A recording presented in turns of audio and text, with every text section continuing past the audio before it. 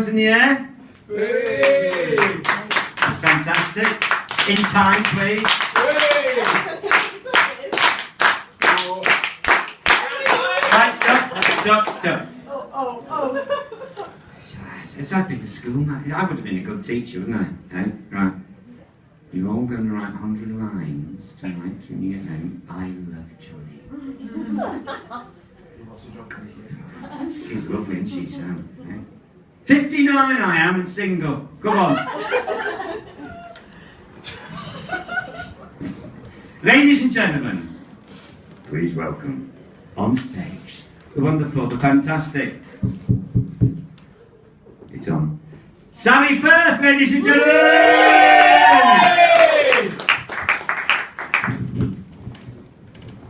Thank you everyone for coming along to support me in my Age Concern comedy challenge. Actually, that's a joke. I'm not meant to be here at all. My son's a stand-up comedian, but he couldn't make it tonight. He's got food poisoning, so I didn't want to let Jonny down. I know how difficult it is to get someone to step in at the last minute, so I thought I'd take his place. I've got a lot of time on my hands since the Samaritans asked me to leave. I did try adult education, but words cannot describe the humiliation that was life drawing for beginners. I know they say a bad workman blames his tools, but there are some images not even a 6B pencil can capture. After that, I had a brief foray into politics. I formed my own party, the Rice Lip Reactionaries, and I stood against Boris Johnson in the election last year. He's done well, hasn't he? And then after that, there was the first aid training, but I can't talk about that till after the court case. Anyway, I've got Jonny's notebook and I'm going to do his act. The first thing he's written is virginity. Well, as he's not here, I think I can tell you, he was quite late losing his virginity. He had terrible acne when he was a teenager, you see, and I think it put the girls off. They couldn't see past it. So eventually my husband and I took him to our doctor, who prescribed these fantastic tablets, and they cleared Jonny's skin up just in time for him to go to Magaluf with his friends after the A-levels, and I gather that he made up for lost time. But then he had to visit another doctor when he got back. You all seem lovely, so I think I can share something personal with you. I was a bit of a late starter sexually. That's because I wanted the first one to be special. And he was. He had special requirements. By that I mean he could only become aroused if we made love outside, and I didn't mind that. You know, I'm quite broad-minded, but we were going out in November, so that wasn't ideal. The one after that, he liked to cover me in baby oil while watching videos of 40 Towers. I was fine with that too, until he asked me to dress up as Manuel. I thought that was a step too far. My next boyfriend was a masochist, and he begged me to hurt him, so I slept with his best friend. He wasn't laughing. He said that wasn't what he meant, so I tried to think of something else. I waited till he'd videoed the whole of the Japanese Grand Prix, and then, just as he sat down to watch it, I told him who'd won.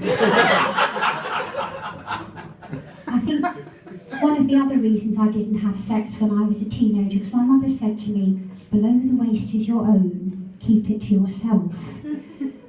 She might have been suggesting I play with myself, but I don't think she was. She also told me that the way to a man's heart is through his stomach. In my experience, if you go down about 6 inches, it's a lot quicker, more effective, and you don't have to stand up for so long. She also used to say, if she saw an ugly person walking down the road, Well, he can't help what he looks like, but he could stay indoors. Very kind. I think this is the point where most comedians say, let me tell you a bit about myself, so I'm going to do that. My name's Sally, and I've been married to Roger for 26 years. Seems longer. Most of you won't know this, but when you've been with the same person for a long time, things can get a little stale in the sex department. But I was still quite upset when Roger said to me the other day, "You're boring in bed. Why don't you ever surprise me? Dress up or something." So the next day when he got home from work, I did surprise him. I was wearing his mother's clothes. He wasn't laughing. I always thought he wanted me to be a bit more like her, you see, but it didn't go down well. I think it was too soon after the funeral. Now, I know some of you think that was a bit unkind, but thing is, Roger's been doing a few things recently that really irritate me, like waking up. Having said that, his snoring is horrific, so it's touch and go, which is preferable. I think about leaving him often, but he couldn't cope on his own. For instance, the other day I gave him a shopping list and I sent him off to the supermarket. He was gone for 2.5 hours, and when he got back, the car boot was filled with 100 bread rolls. I had written loo rolls. I wasn't laughing. Then, of course, I had to get back in the car and go back to Tesco's and do the shopping, and when I was there I needed to use the loo. I was very surprised to find that there was a condom machine in the ladies at Tesco. I know, you're surprised, aren't you? You thought I shopped at Waitrose. Tinder. No idea what that is. Weed. Oh, I do know what that is. Now, in my day, and some of you might remember this, we used to call it dope. Now, I don't smoke, so I can't inhale, but I did have a boyfriend who gave me some dope in a cake once, and I ate this cake. I went straight to sleep, and when I woke up, my boyfriend was watching the Muppets on television, and he was roaring with laughter. I joined in, and that's when I knew I was high. The Muppets are rubbish, aren't they? DJ. Well, when I first saw this, I thought he meant bungee jumping, because that's one of his hobbies, and then I thought, well, it could be Boris Johnson, because he doesn't like him. Then I realised what he meant. Now, I'm not too keen on this, but Roger is, so I will oblige occasionally, because I find afterwards he's much more willing to clean the oven. That's it for you girls. Now, my friend Angela, she's divorced sadly, and she hasn't got anyone to clean her oven. Not only that, she said she couldn't remember the last time she had sex, but I blamed her a hypnol. I don't have any problems with that, but I do have problems trying to make decisions every day. Each day I have to decide, what shall I wear? What shall I cook for dinner tonight? Which of Roger's friends shall I sleep with? You're laughing, it is a joke. I lay my clothes out the night before. Not only that, Roger hasn't got any friends. Well, he has got a few, but apparently they're all terrible in bed, so I wouldn't get anywhere near them. Right, sex. I can talk about Roger. I can't talk about my son, obviously, but Roger's like a lot of men. He thinks about sex when he's doing something else. I, on the other hand, think about somebody else when I'm having sex with Roger. It's generally George Clooney.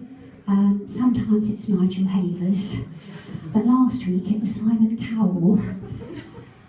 In my defence, I have to say it was completely involuntary. I put it down to the combination of a dodgy curry and a particularly horrible episode of The X Factor.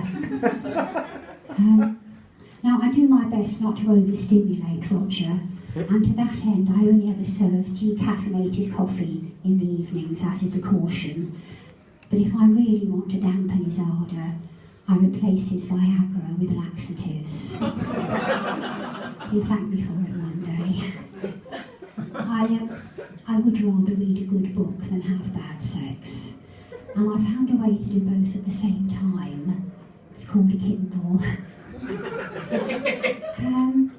Lastly, we've got anal. Well, I am quite anal. I can't drink coffee out of a mug marked tea. I can't eat an after-8 mint before 8 o'clock at night. And last week I had a panic attack in Sainsbury's when I got to the checkout and all I had were Tesco's bags. Now, this OCD's been getting me down, and obviously it's been bothering Jonny, who wouldn't bring it in his notebook, so I'll have to have a word with him about it when I get home. And I think it probably is time I went. And before I go, I just need to tell you something. He doesn't actually know that I'm here. I left him throwing up in the bathroom. At least I think he was throwing up, and he could have been doing something else. And I rushed into his bedroom and grabbed the notebook and ran off with it. So if he's here next month and you come and see the show, don't let him know that you saw me. Let it be our little secret. And oh yes, I think Roger's finished cleaning the oven by now, so it's time for me to go home. Thank you very much. I've been Sally Firth.